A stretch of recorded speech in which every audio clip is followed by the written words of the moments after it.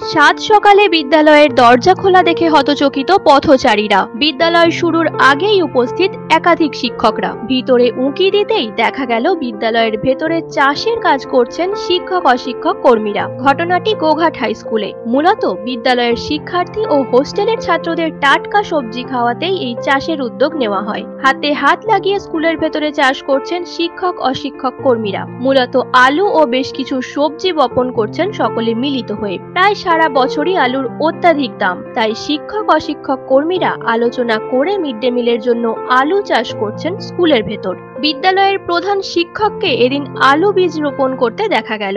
আমরা আলু লাগাচ্ছি। আমাদের যে মিড ডে মিল আছে, এই মিড ডে মিলের ছেলেরা যাতে আমাদের টাটকা আলু খেতে পারে, এই জন্য আলু লাগাচ্ছি। ওইদিকে আমাদের শাক লাগানো হবে, পুনকো শাক, পালং শাক, তারপর বাঁধাকপি, ফুলকপি, বেগুন সব লাগানো হবে।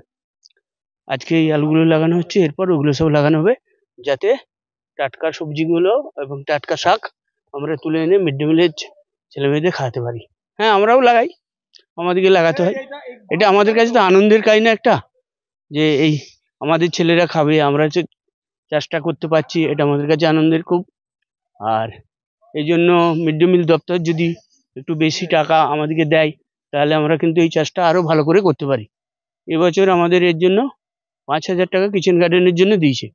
এটা যদি অন্তত মোটামুটি 15,000 টাকা হয় দেয়, তাহলে কিন্তু আমাদের এখানটা খুব ভালো করে চাষটা করতে পারি আমরা, আর ছেলে মেয়েদেরকে আমরা এই টাটকা সবজি খাওয়াতে পারি। আবার বিদ্যালয়ের পরিচালন সমিতির সভাপতি মাটিতে পোতা আলু বীজ চাপা দিচ্ছেন। হ্যাঁ, এই গোঘাট হাই স্কুলে প্রত্যেক বছরই আমরা কিছুটা এই 7 কাঠার মতো আলু আমরা লাগাই।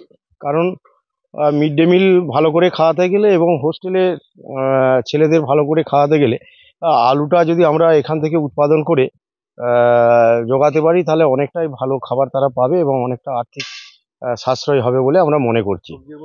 তার মধ্যে সবজি আছে, পুনকো শাক আছে, পালং শাক আছে, মূলো শাক আছে, কপি আছে, টমেটো আছে। হ্যাঁ, বেগুন চারা কিছু লাগানো হয় প্রত্যেক বছরই। রাসায়নিক সার ব্যবহার না করে জৈব সার দিয়ে তৈরি করা হয়েছে বিদ্যালয়ের সামনের জমির মাটি।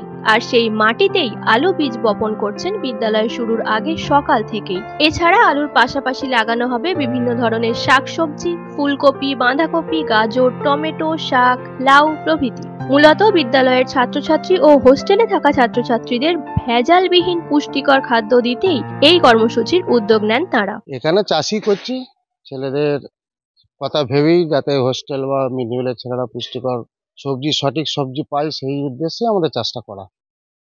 কারণ লাগাবো বলতে আলু তো একটা মেজর আছে, তার সঙ্গে তো শাকপালা, পালং, ফুলকো, আমরা লাউ কিছু বীজ এনেছি, টমেটো 2 রকমের, কপি আছে, বিভিন্ন সবজি চাষ করা হচ্ছে যাতে সব রকম ছেলেরা পায়।